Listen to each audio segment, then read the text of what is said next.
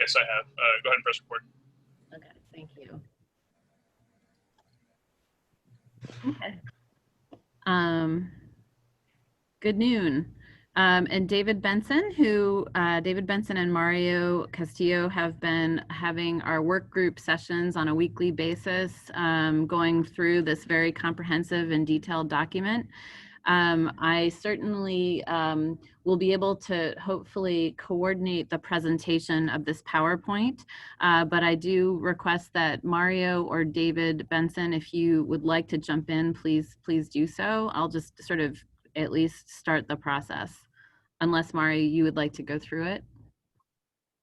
I think, since you all did the hard work on putting all the slides together, you should review them. Okay. So most importantly, nonprofit policies are really important operational guidelines for an organization. We're kind of in a unique situation where this is probably the document, as comprehensive as it is a little intimidating. It's got a lot of sections to it. And frankly, it is an effort to lay the foundation for the organization going forward. A lot has changed in 2 years from the prior organization, and really trying to put these policies together has been an incredible effort of many of you contributing to the conversation. And the goal is to have a good, firm working document. And at the same time, it is something that's a live document, in the sense that as new programs may come in or other things that we may want to review, we would want to be updating from this base document. Just to sort of describe the steps that we've gone through to get here, because I know some of you all are new. There was a document that was sent to you all. It was a PDF in that initial email from David Benson, and circulated previously, which was a policies document in 2018 that had been written by a consultant, Brian White, who had done a significant amount of work with other land banks. And it was really a good base document to sort of provide a direction for the organization. We didn't have staff. We weren't working in our new programs with the city yet. I mean, it was very early on, anticipating the expansion of what we're doing now, but wasn't obviously completely complete. So in 2019, which is about a year later, we did approve an interim procurement policy document, which really truly just sort of said, in basis of all the variety of types of procurements, what were our goals and policies and guidelines for that. It wasn't procedures, it was really the policy document.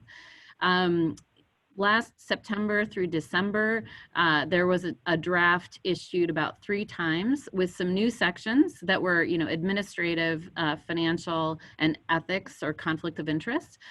Also, there was a little bit of refinement with the acquisition and disposition processes, which are 2 major sections in the document.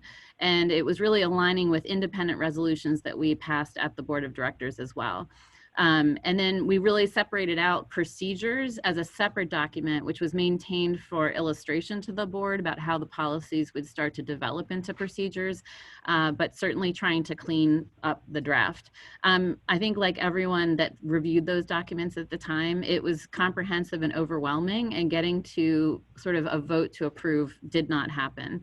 But certainly in the last few months, I think there's been concentrated efforts from many of you to kind of dive into this document, at least in sections, and sort of provide insight on how we can just tighten it up to be as broad as possible and as flexible as possible for the various different things that we want to do, but really setting the guidelines for how we want to be operating as an organization.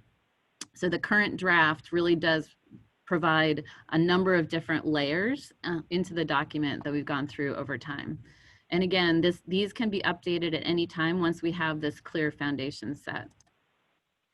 This is just a quick comparison of essentially the sections from the original January 2018 document and then the August 2020 proposal, the one that's in front of you now. On the right-hand side, you can see that there were a number of sections that were added. There were a few sections that were eliminated, and in fact, they were eliminated, but they weren't that detailed to begin with, but I'll go through that in a second. And there were many consolidations just to try and refine the language of the document, and overall sort of mini edits throughout the document. but just to sort of provide this as a basis for you all to understand that it was really meant to be kind of getting to that comprehensive document that we need. The administrative section covers everything from, and actually there's a detailed slide here, but from procurements to hiring to how we keep our files to board meetings. Property maintenance was not in the original document, but obviously that's a big factor of what we do every day. So making sure our good neighbor policy is put into those policies.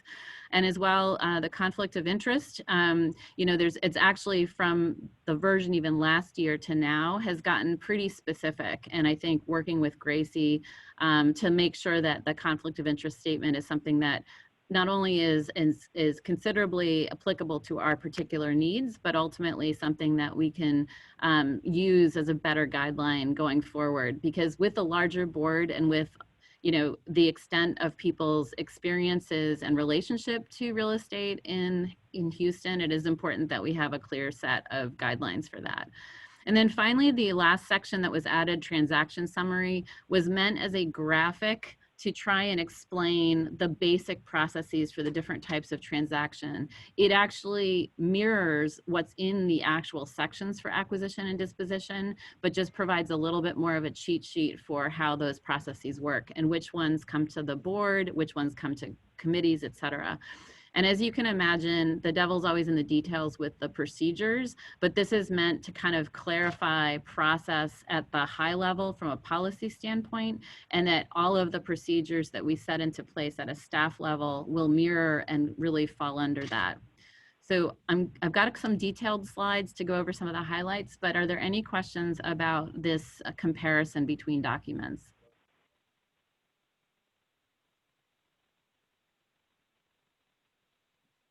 Okay, I'm going to keep going. Sorry, Ann, I had to unmute. I do have a question.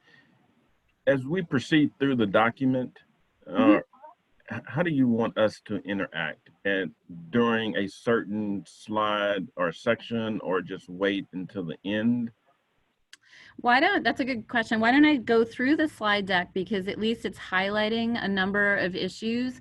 You may have really detailed questions that are not even in the slide deck, and we can bring up the actual policy document to take, you know, questions and comments. So let me, maybe I'll just go through what I have here that may explain some of your questions, and then we certainly can go back and go into the actual policy document. I just wanted to make sure I wasn't going too fast. Yeah.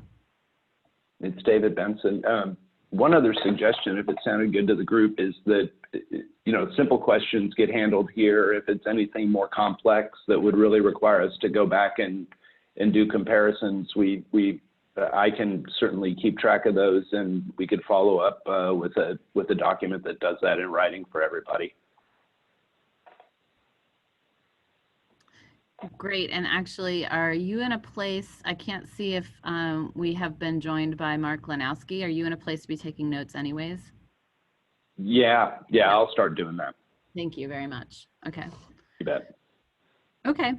I think we were joined by David again, and Tony just joined as well. So hopefully we're on slide 4 of the document that was sent a few minutes ago.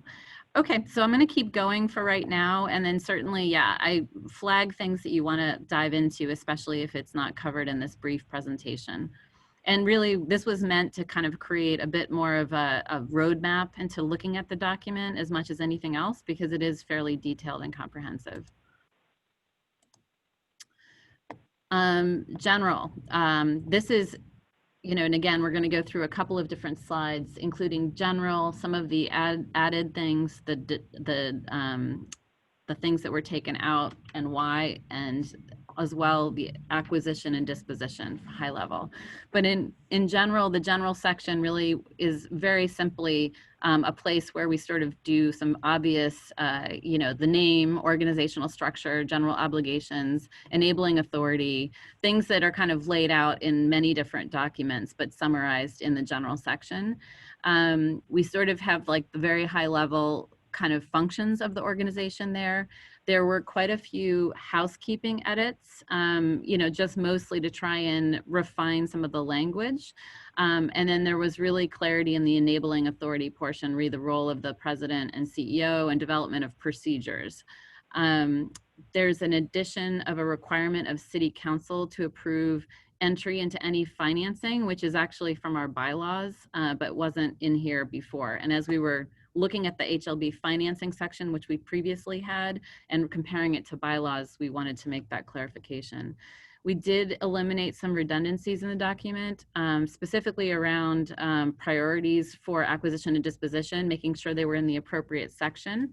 And then combining policy language regarding lot maintenance and neighborhood engagement. Again, just really cleaning up the document, a draft that we had from last year. We removed there was actually some specificity of inventory list requirements that would be presented on our website. And certainly we're able to actually provide a little bit more general language around our ethics standards, as well as some community engagement, how we would do community engagement in the communities we're working in. There's definitely some specific language around amendments, posting, and board review of policies. And so that, again, I would say that this was primarily in the general section, a pretty easy read and an ability to sort of understand that it was just refined and tailored, I would say, more specifically to the organization as it is now. As I said, there are some new sections that were added. The administrative section includes a lot of more detail as to how the organization runs with staff and board and committee meetings. This is the section in which we put the interim procurement policies that have been approved by the board, but we did make some language refinements. We also included some information on document organization and retention, really based on state law requirements of what we are to be following. Hiring and personnel policies at a high level.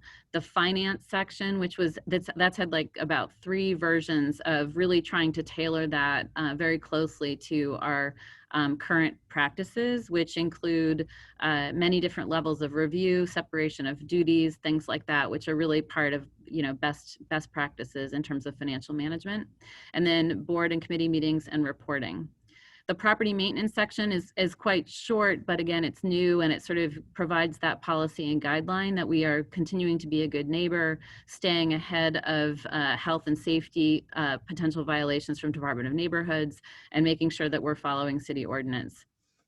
Conflicts of interest, that one, as I mentioned, has gotten quite a bit of attention to be able to really refine expectations and processes for specifically any board level conflicts of interest in vendors and other transactional issues. There were 2 eliminated sections. The HLB financing, per the bylaws, we are actually not able to do financing, and this was intended as a I think originally it was included in the January 2018 version because that is what land banks do in other places. But due to the conflict with our bylaws, we took this out for the moment. But the working group thought that as soon as we're starting to have a conversation about financing, whether it's us financing any sort of sub grant or financing, or trying to get some debt financing of our own for some of the development projects, we would insert it back into the policy document when we have clarified programs that have been approved by council. Actually, the land trust section in the original document didn't have much in it because land trust didn't exist. And basically the land trust as a buyer and a partner is covered in other sections of our document, whether it's in disposition or potential land banking to a third party. So this is really just a snapshot of like a photograph. I wasn't going to go through it of the section 11, but just to sort of show that, of all the dense documents and lots of words in this document, section 11 is meant to kind of be a little bit more of a cheat sheet of all the various transactions. And so I really welcome your review and consideration for it. It does mirror the word descriptions in the acquisition and disposition sections. Wanted to flag a number of items in the 2 sections we have here. Oops, I'm just realizing there are people in my window for the waiting room, I'm sorry, is in a different screen. So I'm gonna try and view that. Doris, I'm making you co-host. Okay. So that you can review. Okay, so in these two last slides, I've got really just a summary. There is a lot more detail in the actual document. The acquisition section really outlines the broad variety of ways we might develop our inventory. Knowing that historically we really built our inventory through the foreclosure auction, common with other land banks in our current activity, everything from direct purchase to donation, we would be looking at a variety of different ways to build our inventory. And this just provides us the latitude to be able to consider a multitude of options. Our business plan, strategic plan, especially in the next two strategic plan sessions, how we build that inventory and what our goals for this year and going on is definitely one of the conversations. We wouldn't necessarily put our essential strategic plan for this year goals in terms of acquisitions, the where and the how, into the policy document, but would certainly be part of our strategic planning going forward. The chair appoints the acquisition committee, and currently the executive committee had been named essentially the acquisition committee. And that was based on a prior resolution from last year. We do regular updates to that committee, and the acquisitions committee will monitor properties and timing in order to get to the full board of directors for board action. And like just last month, or I guess it was August, but it feels like a month ago, we do provide updates to the board, especially when significant acquisitions are coming down the pike, and specifically for a third-party contract where we are under contract to make acquisitions. And again, we will try and figure out the best way to provide you all with updates in the appropriate venues, but all of these should really be following along that strategic plan or the business plan that the board will set together. Acquisitions committee has oversight on contract compliance for third-party purchases, such as what we have right now for the acquisition and development agreement for new home development program. In the policies, the CEO has authority to enter into contracts for purchase, and over $50,000, it has to be countersigned by chair, treasurer. That is currently part of that resolution and currently part of our practices. The board of directors action is required to close, except for particular conditions with third-party contracts that have already been approved by the board of directors. Again, the detail is in the policy document. That's a highlight to make sure that you know that it is in there. Right now there is, and I'm not sure why this is underlined, I think that's a mistake, but one of the other highlights is that we've kind of defined a holding time for property as a general practice to be 3 years, as our mission is to put things back into productive use as quickly as possible, recognizing that determined on a case-by-case basis, in some development or banking agreement approved by the board of directors, we may allow for a longer time period, potentially for an assembly or a larger parcel. And then section 11, the transaction summary, kind of summarizes the process that is outlined in this particular section. Disposition. This again outlines the broad variety of ways we might sell and facilitate development of land that's in our inventory into productive use. The chair appoints a program committee. We currently have a program committee that has direct oversight of programs that are structured to sell and develop land.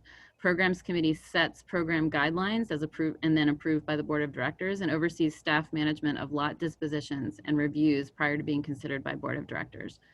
Programs committee is able to review proposed changes to contracts and determine if board of directors approval is necessary. Small changes and modifications can be approved by program committee, and staff could proceed administratively. This issue is going to actually become less of an issue over time. This was a big issue in the last year and a half as we were going through our property audit and processing a lot of older contracts, and specifically from contracts that were 3 and 4 years old. A lot of things about builders' proposals had changed. This will be a little bit more live time as we move forward, so we do not anticipate significant changes to contracts. It outlines specific conditions for purchases of property such that they would not have outstanding conflicts or lien delinquencies, and obviously policies to whom, how and to whom we would be selling. This is obviously also covered in our request for qualifications process with builders. So we're kind of pre-vetting all the builders that will be working with us that fall underneath this set of policies. It provides the ability to land lease and provides an option agreements on property. So it just gives us more latitude to the ways that we can actually dispose of land and put it back into productive use. If we were to determine that this was an opportunity for us to do this, it would likely come potentially in the form of a pilot, and then we would set up guidelines for how we would do this in the future. And that any guidelines for any new programs would be board of director approved and considered. And then it stipulates the reason for sale, productive and public purposes, really, again, kind of refining the policies by which we are selling land to see what kind of development. And I think that is slide 9 of 9. And so I can bring up the policy document, the detailed policy document, or we can go back in terms of these details. And certainly happy to answer any questions. Or Mario, if you'd like to address anything or mention anything. Sure, I just would add a comment, and thank you for going over the changes in the slides. I think that was a really good overview of a lot of the key work that was done in the meetings. I just want to make sure everyone knows that this isn't the final version, and we still have 2 weeks tentatively scheduled until this is brought to the full board for a vote. So this session is really meant to be a discussion around proposed edits, revisions, get feedback from the board, answer any questions that you may have so that folks can walk away with a good understanding of what this document entails and what policies we're setting moving forward for the organization. And if we need to have another meeting in a week before the board meeting to further dive in or to review anything, we're happy to do that. We really want everyone to feel comfortable with this when it comes up to a board vote. So again, this isn't the final version. We're here to have a conversation, and I think now is a good time to take any questions or feedback that anyone has. Thanks, Mario. And David Benson, do you have anything to add before we jump into discussion? Because I know that you've been sort of and I don't mean to say this in a negative way, but the slogger through every last line of the document. So I have done my best to be a faithful and helpful Sherpa to Mario. No, I think you covered it well, right? This hits highlights of adjustments made from the prior document and lays out the important points. I think we're good for questions and conversation.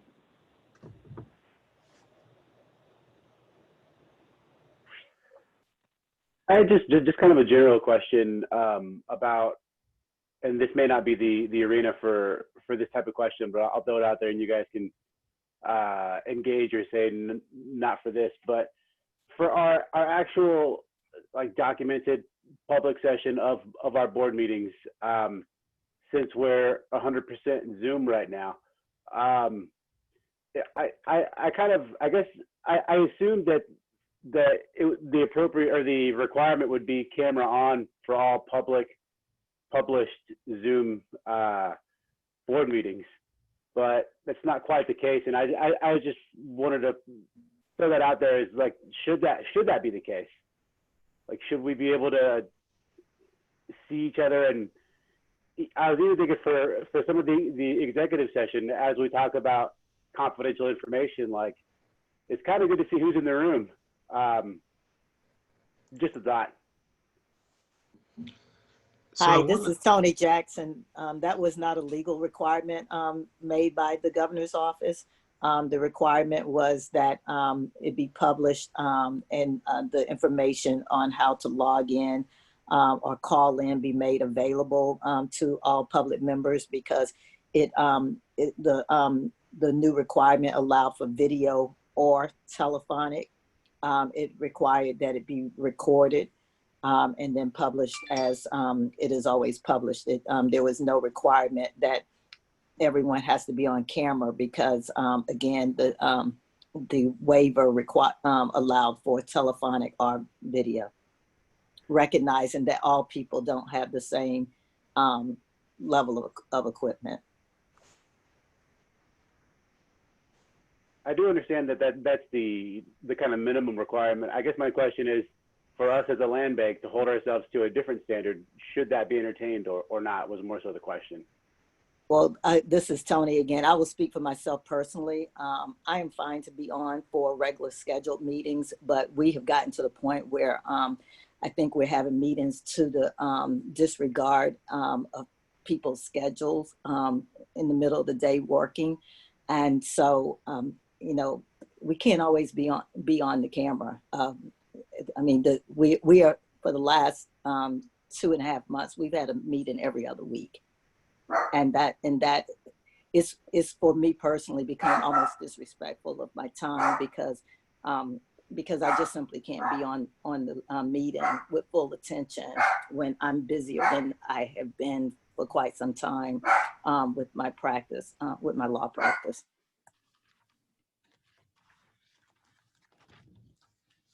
Sure. No, I mean, again, I was just kind of posing it for the public parts of our scheduled monthly board meetings. And I say that knowing fully that the first probably 20 minutes of this board meeting, I was in the car on the way to my parents' house so that my mom can watch my kids since her daycare was canceled today. So like I say that in full transparency, like I understand that for every meeting, especially these kind of special sessions, it may not be practical, but for the sake of the recorded public meetings, that's all. But again, some of us call in. Like last time, I couldn't get in on video. Even today, I was on hold out of the video room for almost 10 minutes waiting to got in. So, I mean, all of us can't always be using video. Sometimes we're going to have to call in. So we can't make that a requirement. I think that is, again, when the governor made the change, it was being mindful that everyone does not have the same options as it relates to what their equipment is. And we've seen that particularly as it relates to virtual school. And so I think we should not do anything that becomes onerous even to our board members. It looks like Krista has a question on procurement policy. Thank you. Just also wanted to acknowledge I don't have my camera on because it's not a lunch break and I'm trying to eat at the same time, not for a lack of transparency. I just wanted to know, could you give a brief overview on that? I've read the section, I was a part of some of the discussions, but it really wasn't until I joined kind of the procurement committee, I guess, to review the SETAGAS where I can get some real experience. And I tried to review the document for guidance on what are the steps that, you know, that we're going to be following. And I felt as if it didn't address my question on how should we procure this particular project. So I just wanted a little bit of clarity on what is the procurement method, because in the document it says it may utilize any and all procurement methods by the state. So I guess I don't know maybe enough about those codes to chime in more, but I guess I was just a little bit unclear. Yeah, I think the detail you might be looking for is in the procedures section, which is still something that we're trying to refine. And this is, you know, I think one of the efforts that we've been trying to kind of do is put clarification to board policy and then make sure that it's very transparent, the procedures that we are following to meet those policy objectives. And so I know that at least a version had that policy as just an illustration of where those processes were. And specifically for RFQs and RFPs, and other procurement, that procedures starts to define the different types of things we're procuring, from a staple at Staples to an actual professional services contract. And depending on the value, how big it is, what the process of both staff and then board involvement would be. So I think that as an illustration, there are procurement procedures, and each procurement it's not like everything's a one-off. We're trying to create categories, and then certainly as we define larger contracts that would be ultimately going through the board, that's a multi-step process of review and then approval by the board of directors. So that's helpful. Yeah, I think that maybe it's just about recirculating those procedures. Again, it's a very dense, long document, but maybe that procurement section. And don't Okay. we have a plan to have a matrix as an appendix to the policies document, even though it's a procedure, but just to help lay out and answer these questions of all the different procurement scenarios and what the process is for those? Yeah, that's the matrix that's already in that procedures, and we certainly can, include that as an illustration. Yeah, I agree that would be helpful. Just under, the procurement under $50,000, under 25,000, there are some steps that we need to have outlined to know that, okay, if it's a small procurement, we need at least 3 quotes from different vendors to have a good comparison of services and pricing. So I think some bullets of those items would be very helpful, just to focus, know we're on point, we can move on. At least I don't care to research a lot of those state laws and policies and under those statutes to dive into the interpretation of what that is. So I think the more direct, the better. Well, I'm happy to circulate the one we have now, which I believe, well, I guess I actually have to go back to the one that was sent and to see that it wasn't in there, but I'm happy to send that procedural matrix around, and people can get a sense of what that is. Thank you. I have a question or a comment, I guess, as it relates. If you could, Ann, put the summary matrix back on the screen for everyone. Oh, yeah, sure, I can do that. Of course, I've got to find my mouse. Sorry. I went through the document and I had a lot of comments that were kind of repetitive in nature from section to section. And then when I got to the end and saw the summary, it kind of put it all in perspective for me to make a recommendation that from an administrative standpoint, I think what the board ought to be doing as it relates to administrative tasks and procedures is that if you go up to the heading, which you in? Up here? Of the matrix, yeah. Of course, that's the one thing that the type font is probably too small, but yes, sorry. Okay. There was one thing I But forgot the to do. third column there for HLB review and approval, ratification. I think what may be helpful from a procedural standpoint, such that you and staff could be about the business of executing the day-to-day operations, is that if we sort of change the layout of this matrix, where all of these items, most of these items are real estate related items. And what I'm accustomed to is that for those type of action items, that the first step is a request to investigate and review a certain acquisition or an agreement, and put that to the board such that we know what it is, we know what is being requested for review, and then when we approve that item, staff has full authority to execute and investigate and do all the due diligence and come back via a committee and report to give an update on that item. And then there's another board item that gives authorization from the board to staff to execute an agreement, execute a purchase, and then these other categories or administrative tasks that take place. And so to me, this matrix needs to be realigned from a hierarchy of, in order to empower and expedite our board activity such that staff can fully execute all of the due diligence and other requirements for each of these items.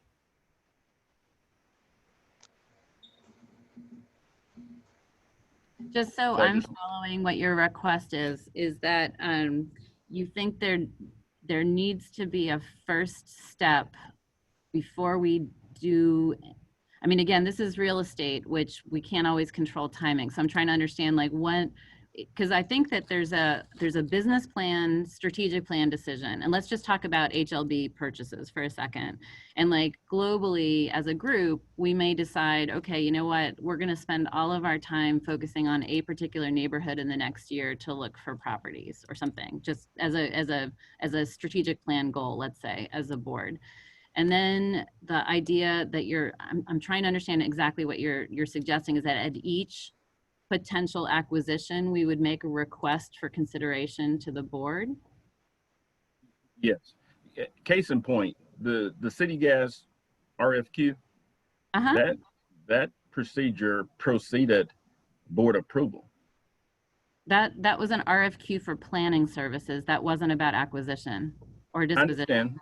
I understand, but the basic premise is still in place in that I view the duties of the board is to authorize staff to engage.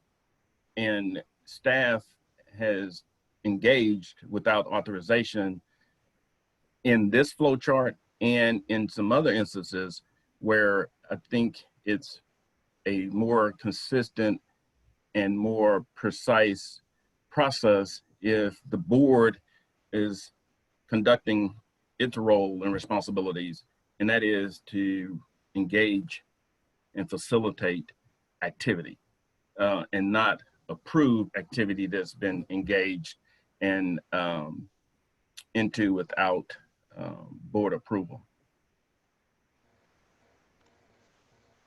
So what I'm simply saying, I think that we could just with the consent of everyone, if we could reorganize this matrix such that these actions are coming to us, approval to proceed is given to staff, staff execute and do due diligence, and then those recommendations are coming back for staff for final approval.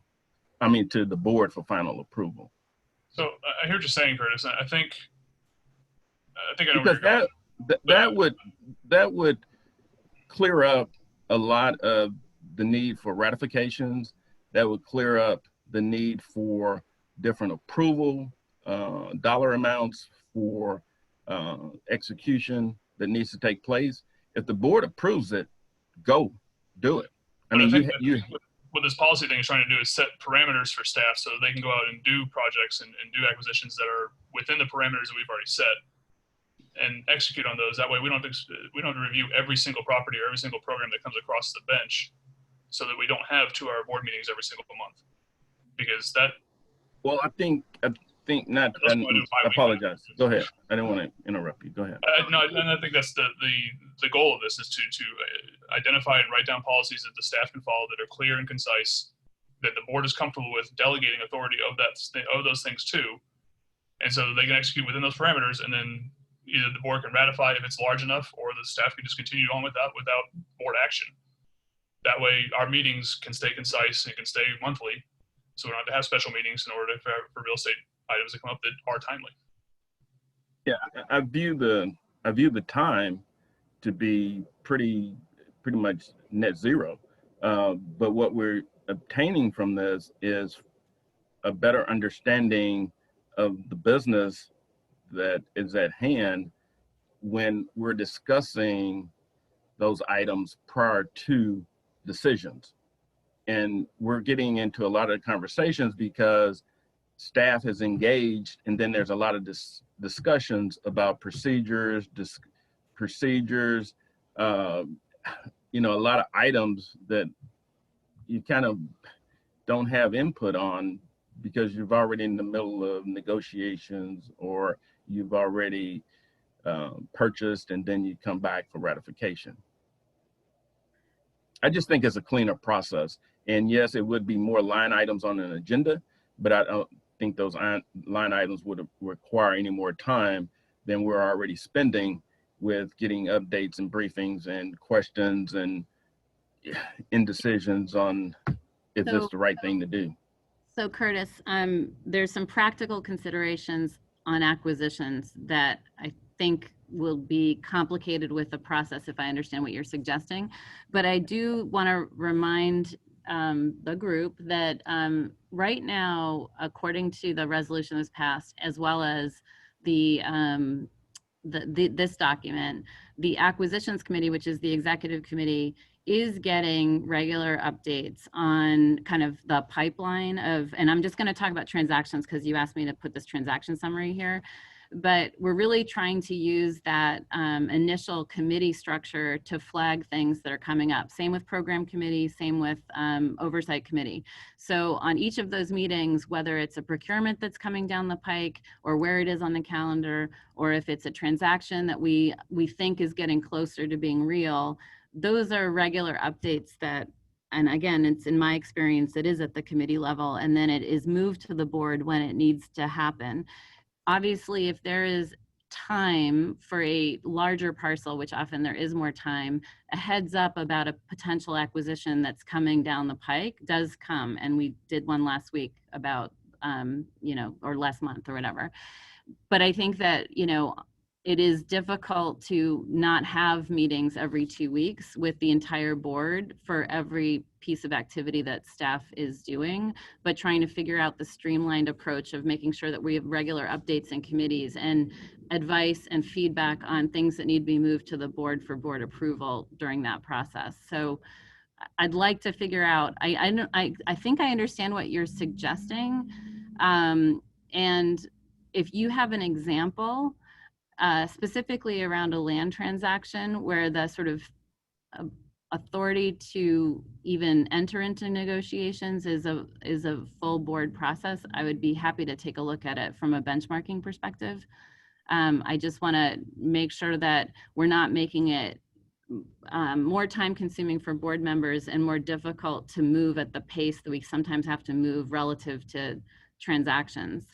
But again, we're trying to continually improve our notification to everybody that something is coming down the pike so that it's not a surprise to everyone. And in most cases, I think we've been doing that. I think an example would be helpful just to help my understanding of your ideal scenario, Curtis. It looks like Nick has a question as well on this item. Yes, and Curtis, I don't know if this is exactly what you were saying, but I kind of was echoing your sentiment. And I was wondering, I loved this transaction summary. I thought it was a very helpful communication tool. And I was wondering if part of these steps,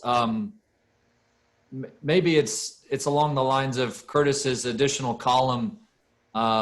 Where does the board have a chance to provide input on strategy and like, for instance, highest and best use of a property, or on an acquisition goal, like what kinds of properties we're looking to acquire? And I feel like highest and best use is a really interesting concept in Houston right now because it's such a vibrant city where we have great population growth. And maybe a property that 2 years ago used to be a single family property is now great for multi-family units, 4 stories or something like that. At what point does the board get to discuss that kind of philosophy and highest and best use? So that's a great question. I think just to sort of quickly think about the sort of different levels of like document and procedures.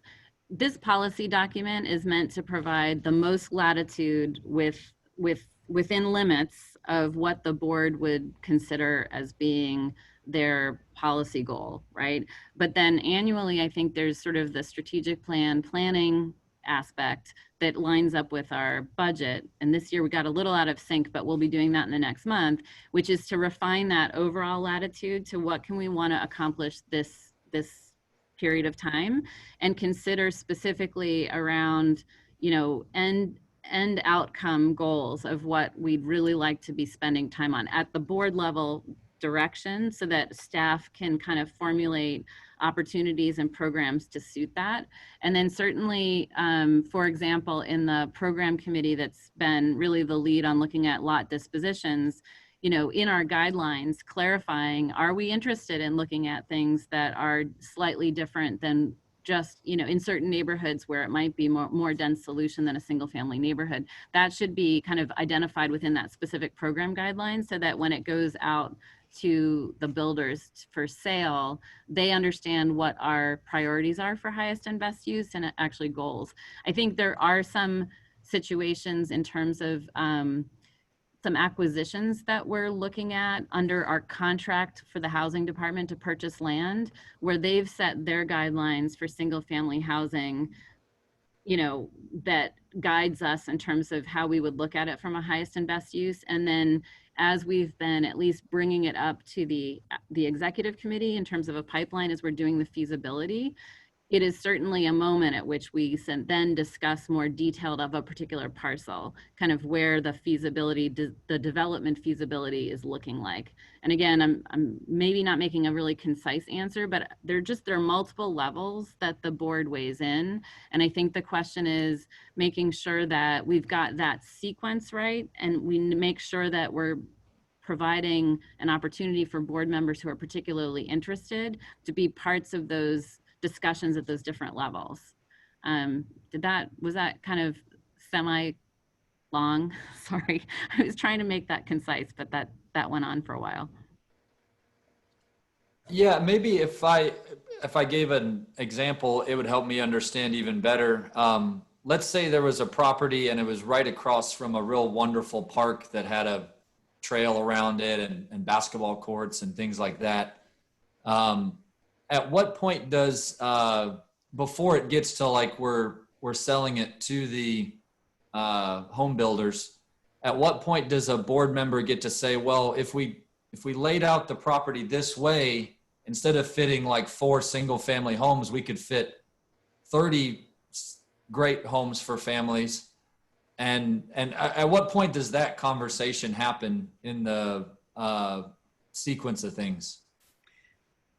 I'll use a similar situation. So with the program committee, when we were doing the first lot sales in Sunnyside, staff provided a list and set of valuations to those properties. And we looked at the area, you know, there were whatever, I can't remember now for the first round, but there was sort of like 20 something properties or 30 something properties we were going to put up for sale. We evaluated those properties, and at the time it was kind of in line with the guidelines for the program for the builders that had been board approved.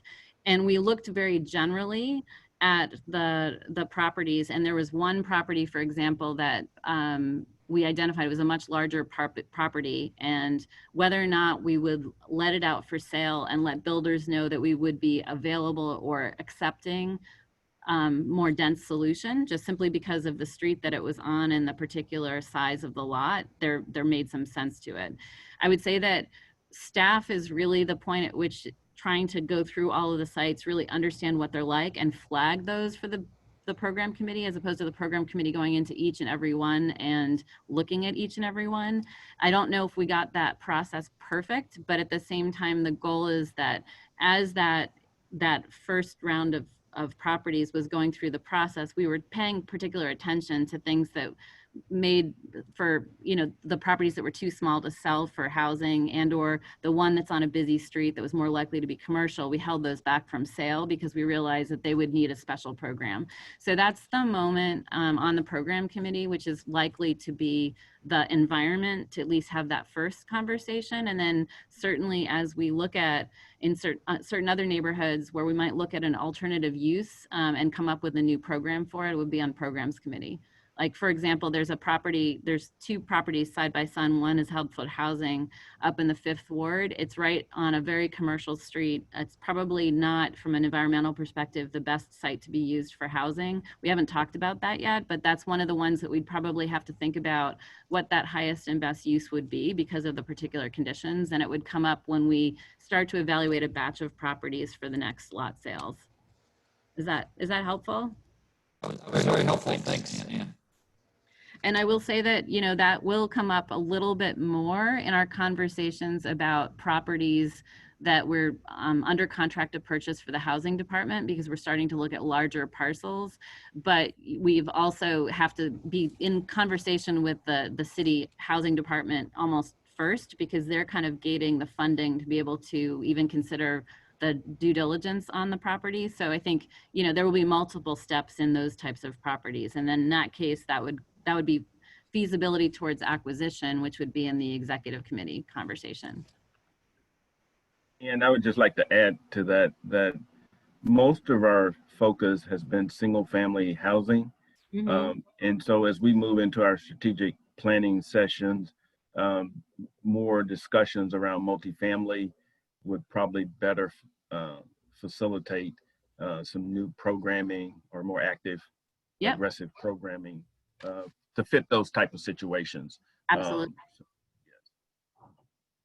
Yeah, no, absolutely. I think that sort of like figuring out where are the input points, and, starting from a strategic planning to kind of the committee level, and then certainly moving to the full board, and making sure that you guys all have a chance to participate in the level conversation that you want to be involved in. So that's helpful. Krista has a question regarding Curtis's question. Curtis, would a process map be helpful? Yeah, and I'd like to cite some examples to sort of demonstrate that process. And I understand that a lot of, this is real estate transactions, and so we do have to be somewhat sensitive about the information and how we're presenting it. But there's always a executive session on the agenda, and so if we had to go into the executive session to discuss, more detailed about locations, owners, and things like that, that's the appropriate avenue for it. So, but yeah, I'll cite some examples to see if that would help clarify my thought process on how board approval should be paramount in a lot of our actions. And actually, I did reach out to a couple other local government corporations, but it's now been over a month, and I just need to follow up because I was going to benchmark with a couple of other local government corporations that also do real estate transactions. So. And my thought could be completely, inaccurate. So. Well, I think your point, Curtis, is your point about making sure that there's clarity from board level to staff in terms of, both involvement points, and ultimately that we're always kind of working on behalf of the board's objectives and goals, right? So the point being clear, it's a matter of figuring out the most effective approach, time efficient, as well as making sure that there's just controls in place. So I promise you that we're not planning to go rogue, but it's at the same time, there's not a perception of going rogue either, that we're kind of we would love clear guidelines. That's what we're looking to get. So. We also have a question from Victor on this topic. Is there a recommendation for a dollar figure threshold or for a certain type of transaction? Example, purchase of land. Well, Is Can I Victor? address that? And can I address that real quick? Yeah. And I think from my comment on the procedural standpoint, if we're getting board approval first, the dollar amount's almost insignificant because board has already approved to move forward with these the investigation. And then once it comes back from a committee or the president's report, then we have enough information to vote on moving forward with the execution.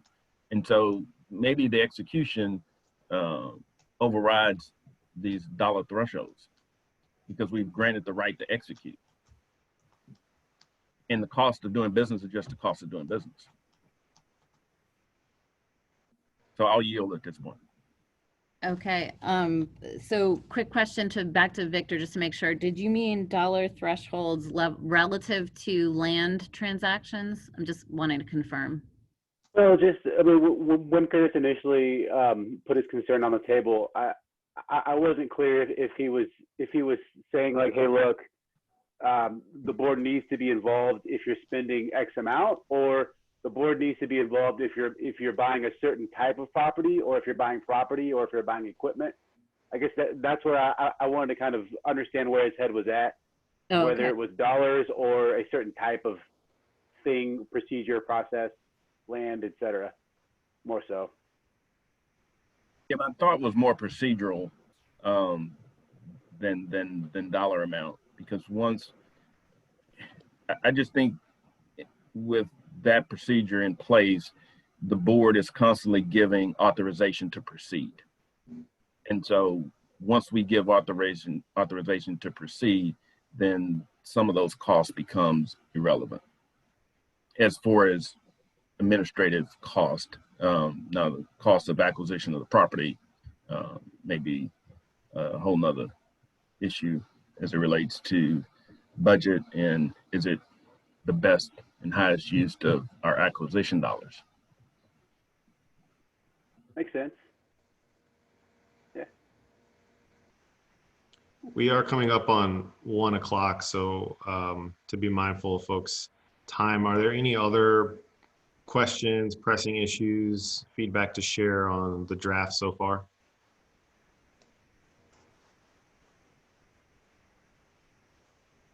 It was like Vincent chatted in about adding committee chairs to the executive committee.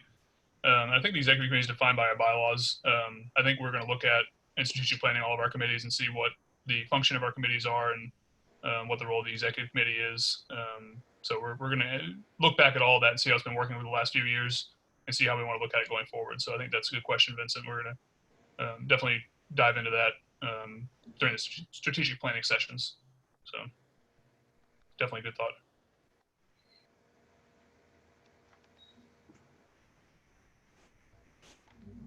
Anything else to add?